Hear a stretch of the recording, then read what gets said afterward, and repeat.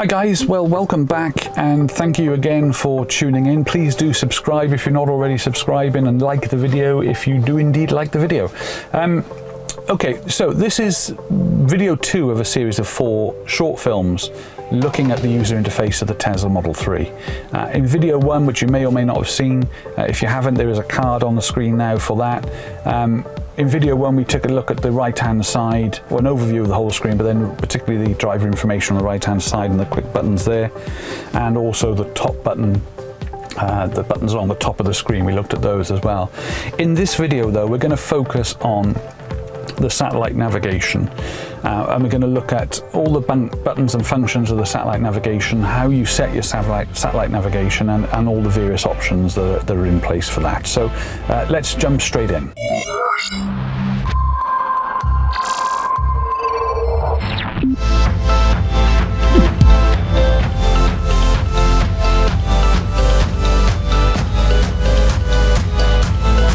Okay, well, as you can see on the overall screen, the satellite navigation takes up 2/3 of the screen, so it's very dominant in the screen itself.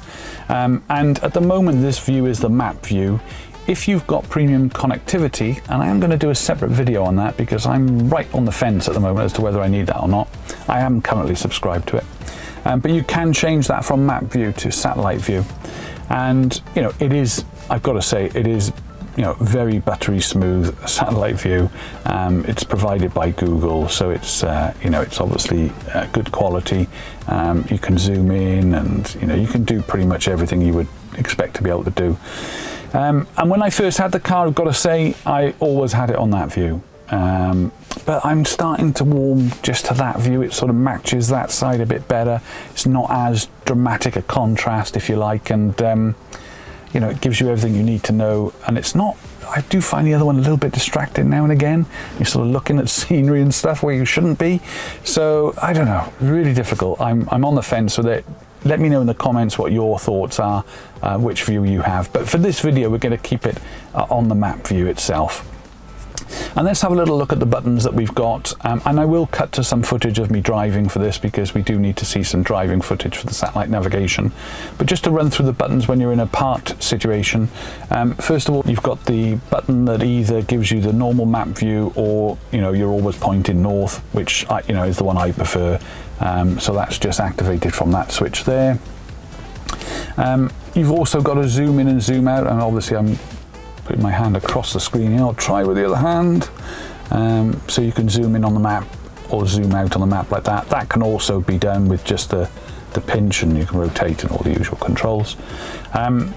You've also got then, this is the button, the 3 buttons along this side, which do disappear if you touch the screen, or when you start driving, I think they disappear as well. And to bring those back up, it's just a simple touch anywhere on the screen brings those back up. You've got the button there, which is the button that switches from the satellite view to the map view. Underneath that, you've got traffic, and you can see on this map you've got some lines appearing on some of the roads, and those get switched off if you hit the traffic, so it shows you the traffic there. I'm not a massive user of this. I'm not even sure what some of these lines mean. I'm assuming red means it's trouble and green means it's okay. I don't know. But anyway, you know, that gives you that information.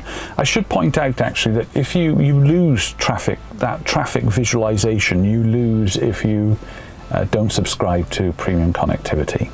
However, the information that's contained in that, i.e. the traffic information, is used by the computer when you're plotting your routes. So it's only the visualization that you would lose, I think, if you decided not to have premium connectivity.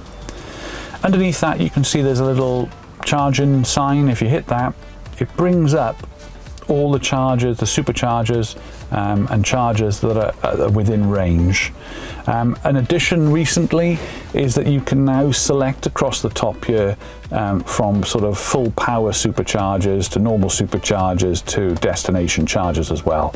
So, you know, if you hit that, you'll get listed destination chargers. So there's a hotel just up the road that's got a destination charger if I wanted it.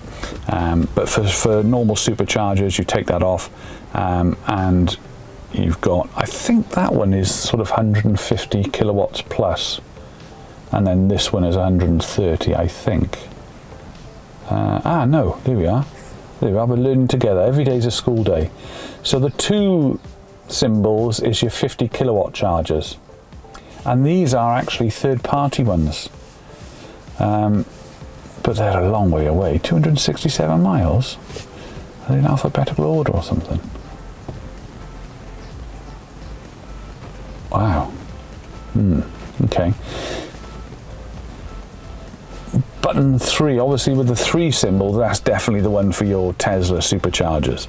And so if you've got that highlighted, you can see the nearest one is Bristol, which is 28 miles away, which is quite a fair trek away really for a supercharger. Can we get some put into Wales, Elon? That would be great. And they're also shown on the map as well. And if you look at the map, if we sort of zoom in a bit, not that it helps the size of the icon, but if you look there, you can see just above, and hopefully you can see this, I'll try and zoom in on the image as well, but just above A, which is the one at in the supercharger at Bristol, you can see this, it almost looks like a sort of battery icon really, and 3 of the 6 available are currently in use. So that means those are in use. Next to that is the next one at Crips Causeway. There's 2 available there, both of which are available. If you also touch the A there or the A there, it brings up some more details of that particular venue. So 3 of 6 stalls available, 150 kilowatt maximum. Idling fees are applicable there, which is great. You can make this a favorite of yours as well if you want, so you'll get to it easier. It shows there's some facilities there, not much, toilet and some Wi-Fi. It shows you the charging fees at 24 pence a kilowatt, and then the idle fees, which is brilliant. So if you're there and you've charged up and you're on full charge and you leave it plugged in, you'll start getting an idle fee, which is brilliant. My experience, which is limited on superchargers, is that most people with Teslas have very good etiquette and wouldn't leave one there not charging. But there we are. So you could hit that arrow button, it would set that into the Sat Nav, and off we go. Or you can take a look at the others as well, just to see which one you want to choose, you know. So that one there, which is Gordano services, 6 of the 8 stalls are available, 130 kilowatts, and it's a full services there. You've got your tea and coffee, so that might be a better one if you're stopping for lunch or something. So that's that bottom button just down there. Then along here, you've also got then the navigate function itself. So if you click on that, it brings up this dialog and a keyboard, so you can start typing in the address if you want to, or postal code, and it'll start to find where you want to go to. So pretty much, so there we are, Longleat. If you wanted to go to Longleat, 55 miles away, just hit that. So it starts to try and think about what you're saying as you're typing it in. You've also got a couple of quick buttons there. So home, if you've allocated a spot as your home, you can just quickly hit that button. It'll just put the home address in and take you straight there. Or you can set that for a workplace as well. You can also have a look at recent places that you visited, so you can scroll through, and it keeps loads of these. I mean, I don't know how long it goes back. Pretty much looks to me they'll go back forever, but anyway, certainly a lot of the recent places that you visited are listed there. Favorites, if you've got any, if you're hungry, you can click that and it'll actually find some restaurants close to you. It'll show you the reviews of the restaurant, opening times, the addresses. Now, why on earth would that pick Dublin? What the heck? Why does that pick Dublin as a place to eat, which is 171 miles away and a ferry crossing? Bizarre. Maybe that needs a bit of work. I don't know. If I've done something wrong there, let me know. Hungry. Ah, that's much better. That's in my hometown. That's much better. Yeah, so you can see how it works there. It'll pick some places for you to eat if you want to. Lucky is where you just hit that and it'll just find a place for you to go and visit. Completely randomly. Pontypool Park. I haven't been there for donkey's years. Only 10 miles down the road. Or 8.5 miles actually. Yeah, so that's quite a novel little thing. Never really tried it, I must be honest with you. Now, there is another way also. Well, there's a few other ways of getting a destination into the satellite navigation. One of which is to use the voice activation. So you can simply do that by pressing in the right-hand steering wheel on the car and dictating where you want to navigate. navigate to Usk Garden Centre. Okay, and here we are. That comes straight up. Along this side you get a breakdown of the sort of trip, if you like. It also, if you pull that down, it also tells you that you're going to arrive there with 80% charge left. 13 miles, going to take 24 minutes, you're going to get there at 11:35 a.m. So some nice information. That sort of disappears when you start driving, and then obviously the voice activation comes into play. So that's a second way of loading in your navigation destination. The third way, and the way that I probably use more than anything else, is actually on the phone.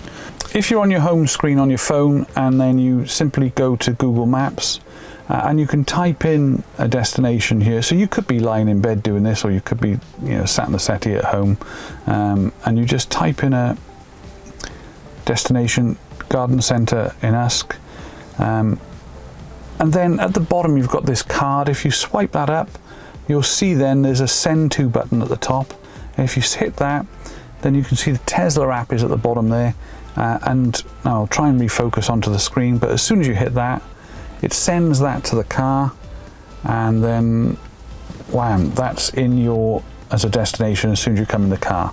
And I must admit, this I find to be the best way of setting the satellite navigation destination. It's the one I use the most. So if you're planning a trip, you simply, you're lying in bed or something, you find where you've got to go, send it to the car. When you open the car the next morning, it's already in the satellite navigation, ready for you to start your trip. Okay, so I think we need to have a little drive and show you what it's like to use the satellite navigation itself. And for this, I'm just going to put my seatbelt on. So we'll have a little drive through now. It'll take us on a couple of roundabouts, etc., so you can see what the satellite navigation is like in the real roads. Got to say, visualization on the right hand side of the screen now is very good. You may have seen the traffic lights that we just went past, which again is a recent addition.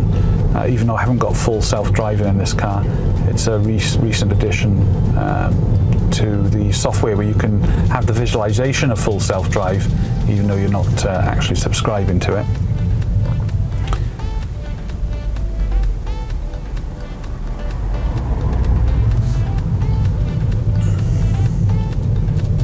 Now enter the roundabout and take the third exit.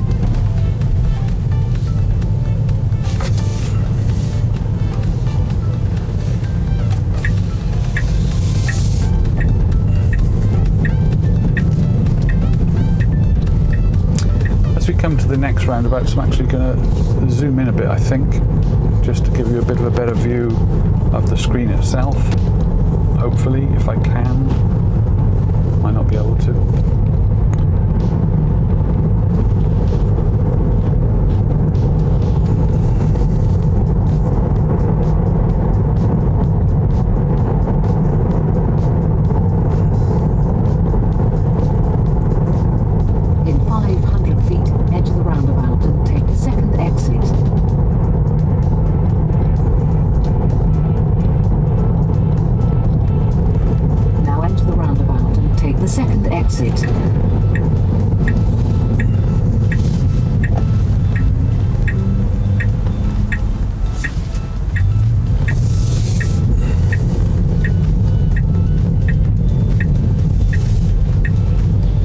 Should point out here, actually, as well as the overall map on this side that you can see, also, up by here on the right hand side, on this little dialog box here, you've got a sort of symbol of the next roundabout, or the next junction that's approaching on the route.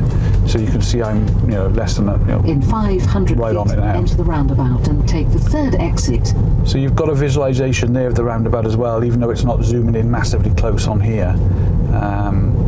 Although the map does actually zoom in as you get closer to a junction as well, to give you a bit more detail. Now enter the roundabout and take the third exit.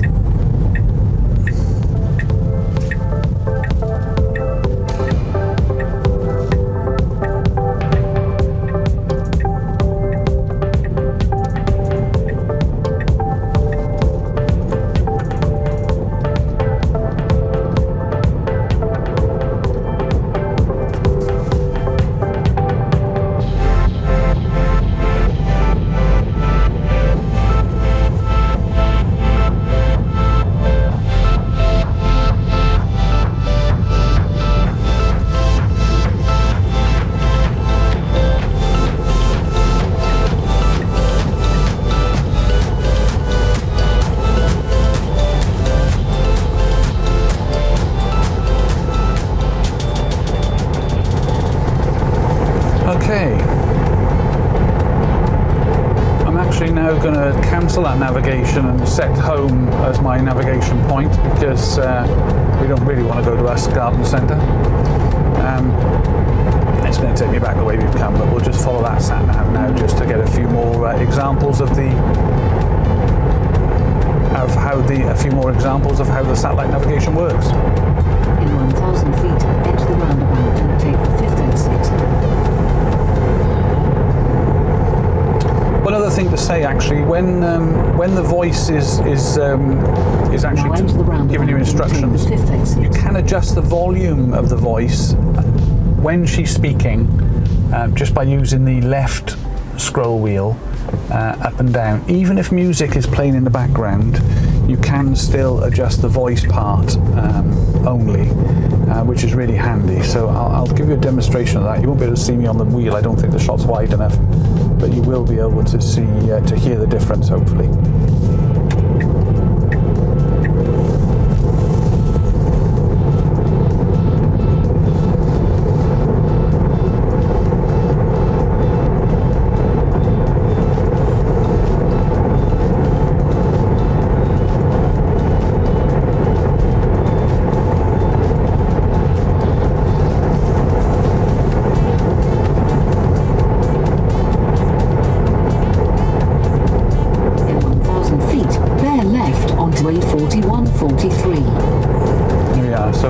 Very easy to adjust the volume on the fly. You can also do that in settings. There is an icon there. If you go into there, you can adjust the volume. Now bear left onto A4143. The instructional volume there as well. So in 1,000 feet, enter the roundabout and take the 3rd exit. In 500 feet, enter the roundabout and take the 1st exit. Okay, you can also cancel anytime you want to, so just one touch button there, no confirmation required, and the rest of the route is cancelled. Okay, that pretty much wraps up the video for this episode. A couple of things really just to finally mention. Obviously, if you're going on a longer trip, then the Sat Nav will automatically plot your charge points in the superchargers, etc., which is really useful. I did a road trip nearly a year ago now with my son to Edinburgh. A card for that is on the screen, and it shows you the experience we had there with the superchargers and how sometimes it's really useful to actually listen to what the Tesla says rather than try and work out your own route. Anyway, the only one thing, if I had a wish list for the satellite navigation in the Tesla, the only one thing would be the ability to be able to add waypoints. And I can't believe that we've not got the ability to add waypoints onto a journey. That just seems like a very straightforward and simple thing to add in my view, and something that I think a lot of people would really want. So Elon, if you're watching, sort that one out, that would be great. Thank you very much indeed for watching the video. I hope you enjoyed it. I hope it gave you an insight into the satellite navigation in this car, and please do subscribe if you haven't already done so, and like the video. I would really appreciate that. And thank you very much indeed for tuning in, and I'll catch you on the next video.